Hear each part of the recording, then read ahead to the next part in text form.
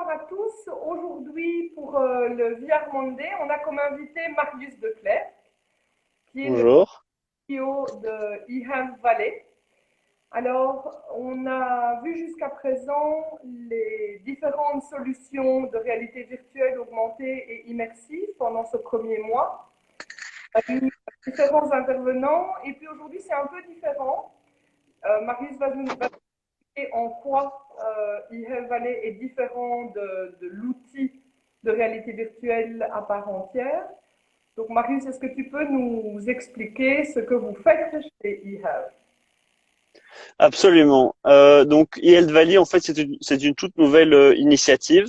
On a tendance à se présenter comme un incubateur de start-up parce que le mot incubateur, ça a tendance à parler rapidement aux gens.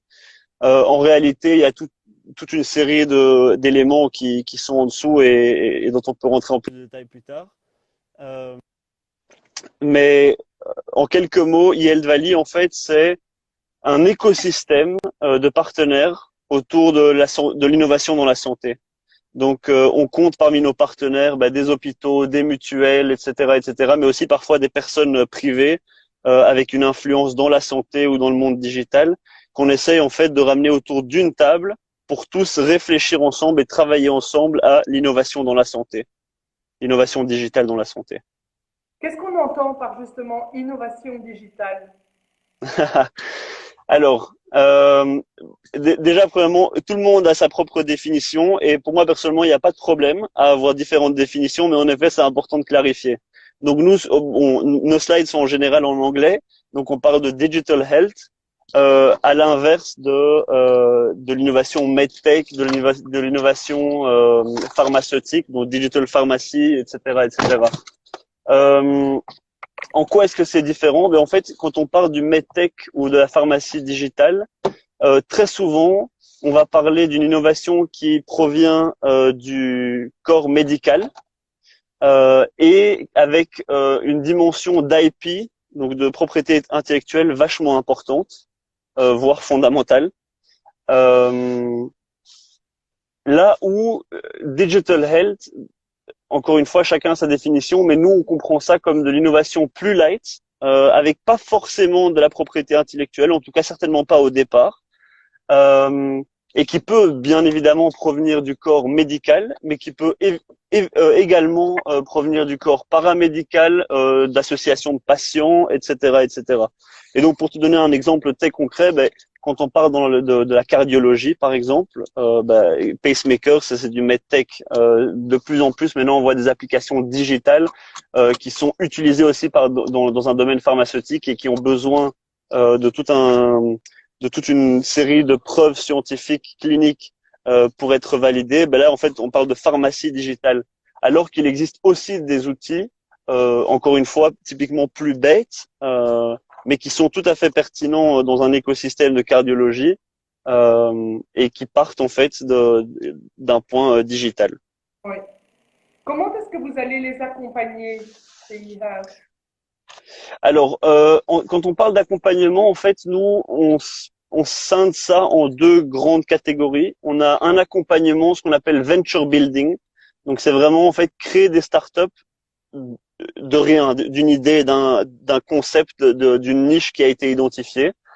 Et donc là, on peut aider. Et là, typiquement, ce qu'on va chercher en fait, c'est normalement des membres du corps médical ou paramédical qui ont une idée.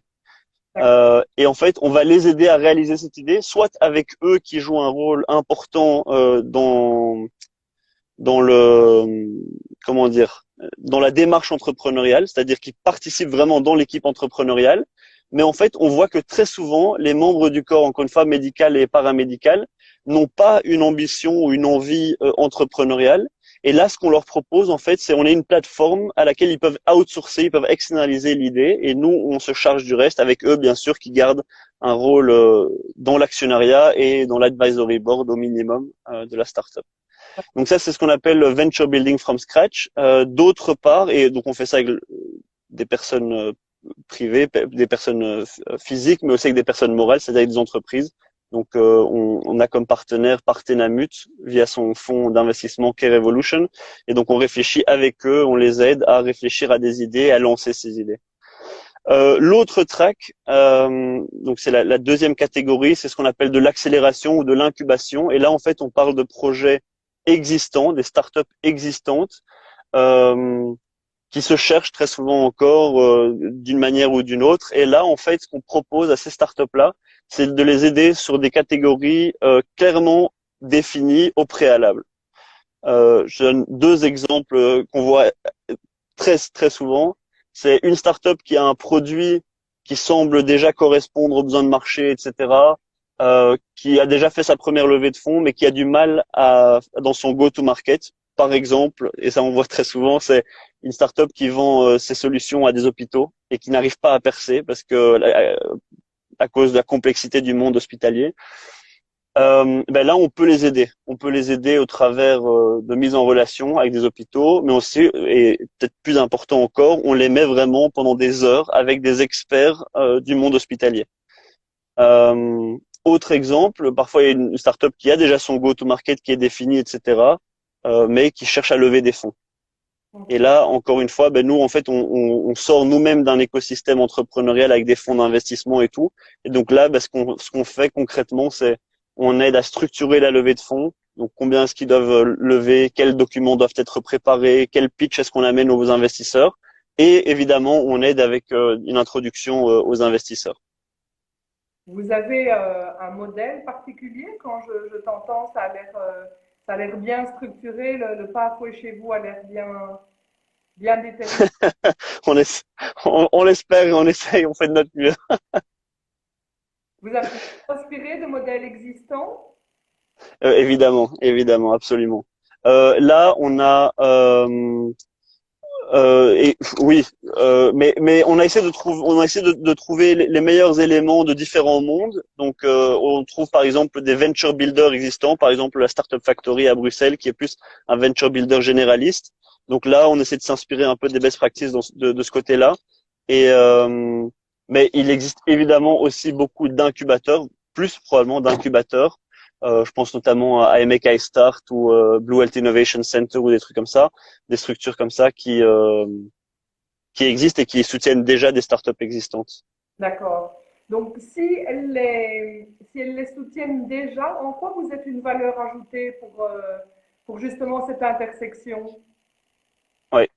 Alors, je pense qu'on se démarque de d'autres initiatives en Belgique et j'oserais presque dire en Europe de deux manières. La première, c'est l'écosystème. Donc à mon savoir, on est la seule initiative de ce genre à avoir un écosystème qui compte à la fois des acteurs du monde médical, donc des hôpitaux, des cliniques spécialisées, etc., du monde technologique, donc avec AWS, IBM, Wunderman Thompson, etc., etc. My Data Trust, très important aussi d'ailleurs. Euh, et je pense que c'est là qu'on se démarque, c'est la dimension canal ou marché. Et donc, on a encore une fois Partenamut, Root du réseau, le réseau pharma et aide à domicile de la mutualité chrétienne. Et on est en discussion avec plein d'autres grosses entreprises. En anglais, on les appellerait les usual suspects de ce type d'initiative. Donc ça, c'est la première chose. C'est vraiment cet écosystème en fait qui vient s'ancrer autour de ces startups et qui vient soutenir ces startups dans leur développement. Euh, et voilà, donc ça c'est la première. Et la deuxième, c'est Zut. Attends, je me suis laissé emporter dans mon truc, dans mon. Euh... Ah oui, et la deuxième, excuse-moi, c'est qu'en fait nous, on n'a pas un programme défini au préalable. Donc c'est pas une série de workshops prédéfinis, etc. C'est vraiment, on vient aider les startups dans les sujets sur lesquels ils ont besoin. Encore une fois, levée de fonds, go to market, que sais-je. Ok. Quand on est Voilà. dans le domaine médical, entrepreneurial ou à l'intersection entre les deux, Mhm. comment est-ce qu'on vous connaît? Parce que l'écosystème est large, l'offre elle est vraiment grande. En quoi, comment est-ce que vous démarchez si démarchez l'IA? Et désolé, j'ai pas très bien compris la question. Donc, des marchés, comment est-ce qu'on trouve des initiatives, des projets? Oui, donc, est-ce que dans le monde justement hospitalier, vous avez des partenaires qui redirigent les porteurs d'idées vers vous, ou est-ce que vous avez une démarche proactive? Ah, ok. Ben en fait, c'est vraiment les deux. Euh, je vais pas rentrer dans trop de détails parce que quelque part c'est un peu, ça fait partie de notre sauce secrète, je dirais. Mais on a différents, ce qu'on appelle nous des pipelines qui alimentent notre deal flow, qui sont à la fois proactives, réactives, et on va chercher parfois nous-mêmes aussi. Et c'est en effet en partie au travers de nos partenaires. C'est en partie une démarche proactive de notre part. Euh, et aussi, en fait, on le réalise, ça fait depuis quelques mois qu'on existe seulement, et on a déjà été contacté en fait spontanément par plusieurs projets aussi, sans qu'on aille les démarcher nous-mêmes. D'accord. Dans le contexte actuel de crise, est-ce que vous avez vu au sein de eHealth une différence ou un intérêt supplémentaire, une envie de travailler, de collaborer de manière différente? Absolument.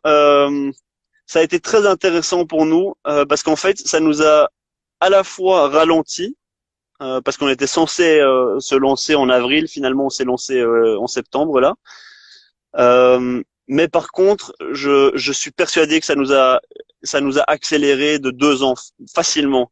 Quand on voit le remboursement des téléconsultations, quand on voit l'intérêt que des grosses entreprises ont pour le monde de l'e-santé, par exemple, je pense à un Proximus. Je vais pas rentrer dans trop de détails, mais moi j'ai passé quelques années chez Proximus.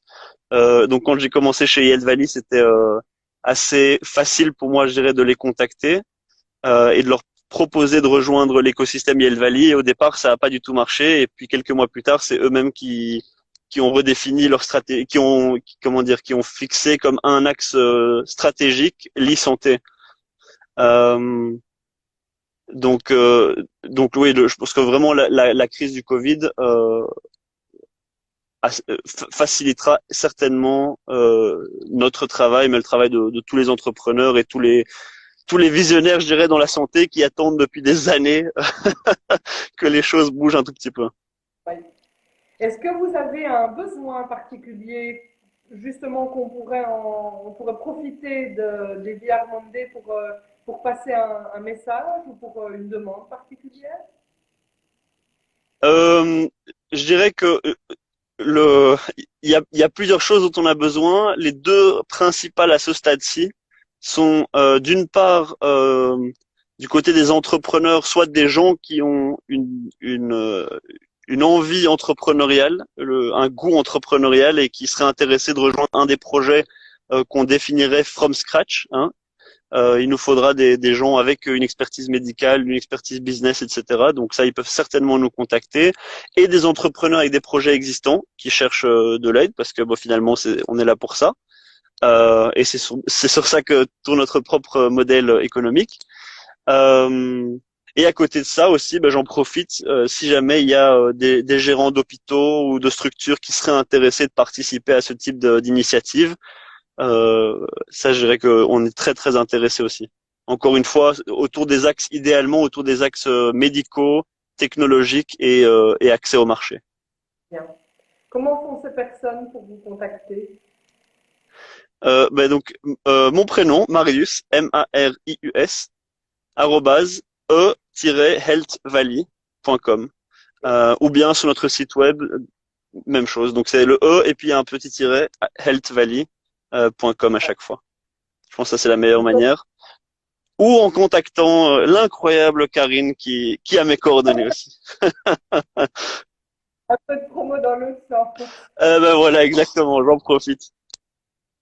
Mais écoute, je te remercie, Marius, en tout cas pour avoir répondu à ces questions qui, je l'espère, sont vraiment orientées pratico-pratiques pour l'intersection justement de cet écosystème complexe entre entrepreneuriat et domaine. Je te remercie, Marius. Je te souhaite une belle soirée. Et moi, je vous donne rendez-vous donc lundi prochain. Je mets la vidéo online sur LinkedIn, sur notre chaîne YouTube, avec le contact donc pour e-health. Super. Super. Bonne soirée. Un tout grand merci, Karine. Avec plaisir. Et bravo pour ce que tu as déjà fait avec les VIA Mondays, Spotify, etc. C'est très impressionnant de voir que tu as fait ça ou que vous avez fait ça de manière si pragmatique. Je te remercie. Bonne soirée. Ciao, ciao.